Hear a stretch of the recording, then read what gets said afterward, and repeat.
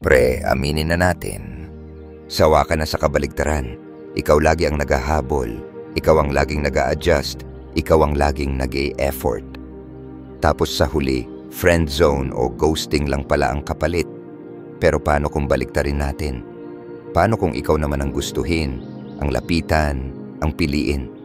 Ngayong araw na to, ituturo ko sa iyo ang 7 solid tips para habulin ka ng babae. Hindi dahil sa gimmick o palabas, kundi dahil sa tunay mong halaga bilang lalaki. Una, maging lalaking may layunin. Ang una at pinakamahalagang bagay, may direksyon ka ba sa buhay? Tandaan mo bro, walang babaeng maa-attract sa lalaking walang alam kung saan siya papunta. Kahit gaano kakagwapo, kung ang plano mo sa buhay ay gumising, mag-cellphone, maglaro, matulog, hindi ka magiging magnet ng babae. Ang mga babae ay natural na naa-attract sa mga lalaking may ambisyon. Yung tipo ng lalaki na kahit wala siya ngayon sa tugatog ng tagumpay, ay malinaw kung ano ang pinupuntahan niya. Halimbawa, may 2 lalaki, si Carlo, tambay. Wala pang trabaho pero todo chat sa babae. Si James, nagsisimula pa lang sa business pero focused, hindi pala chika, tahimik lang. Sino sa tingin mo ang mas gustong kausapin ng babae? Si James dahil may sense of momentum at yan ang nakaka-attract. Pangalawa, huwag ipakita lahat ng nararamdaman mo kaagad. Kapag todo bigay ka sa simula pa lang, nawawala ang mystery. Alam mo bang ang isa sa pinaka-basic psychological principles sa attraction ay curiosity builds desire? Kapag lahat ng galaw mo ay predictable, boring ka. Pero kapag ikaw ay tahimik, confident, at hindi agad nagpapa-apekto, magtataka siya.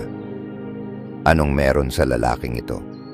Tip: huwag kang laging nagre-reply agad. Huwag mong i-like lahat ng post niya. At huwag kang basta-basta mag-confess ng wala pang connection. Ang lalaking may control sa emosyon niya, may dating. 3. I-level up ang physical mong anyo. Let's face it, physical appearance matters. Hindi dahil mababaw ang babae, kundi dahil ang katawan mo ay salamin ng disiplina mo.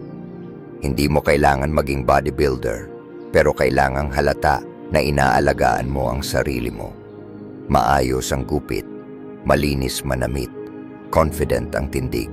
Kapag may presence ka, lumalakas ang aura mo. Kapag may aura ka, hindi ka madaling balewalain. Ang babae hindi lang tumitingin sa hitsura, tumitingin sila kung paano mo dinadala ang sarili mo. Kapag pumasok ka sa kwarto at naramdaman ang presence mo, yan ang power. 4. Magkaroon ng standard at paninindigan. Ang lalaking walang paninindigan ay parang papel, madaling tupiin, madaling balewalain. Alam mo kung bakit maraming lalaki ang nauuwi sa pagiging pambansang alalay?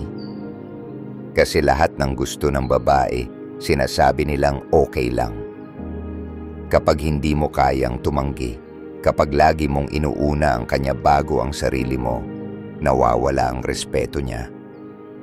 Example, kapag sinabi niyang, pwede ka bang sumama ngayon? Kahit may importanteng trabaho ka, kung palagi kang sumasang-ayon, nagmumuka kang wala ring sariling mundo. Ang tunay na lalaki may limit, may paninindigan. At dahil doon, mas pinapahalagahan siya. 5. I-master ang mindset at emosyon mo. Laging tandaan, ang lalaki na madaling maapektuhan, madaling manipulahin. Kung konting hindi niya pag-reply, ay nasisira na araw mo. Kailangan mong ayusin ang loob mo. Hindi mo kontrolado ang emosyon ng babae, pero kontrolado mo ang response mo. Kapag ikaw ay steady, calm, at composed, kahit inaasar ka, kahit hindi ka pinapansin, mapapansin ka, alam mo kung bakit. Dahil bihira ang lalaking hindi nadadala ng emosyon, at kapag nakita niyang hindi ka reactive, siya ang magiging curious. 6. Gamitin ang scarcity principle sa favor mo. Ang scarcity principle ay simpleng batas. Mas gusto natin ang mga bagay na mahirap makuha. Kapag ikaw ay parang tubig sa gripo, laging nandyan, laging handang dumaloy, mawawala ang thrill. Pero kung ikaw ay parang ulan, minsan lang, biglaan, presko, napapaisip ang babae, kailan siya ulit darating. Practical tip: don't overshare, don't overgive, value your time. Dahil kapag ikaw mismo pinapahalagahan ang oras mo, ibang tao na rin ang gagawa nito. 7. Mahalin mo muna ang sarili mo bago ang iba. Ito ang pinaka-core ng lahat ng tips na to. Kapag mahal mo ang sarili mo, hindi mo kailangang makiusap para mahalin ka ng iba.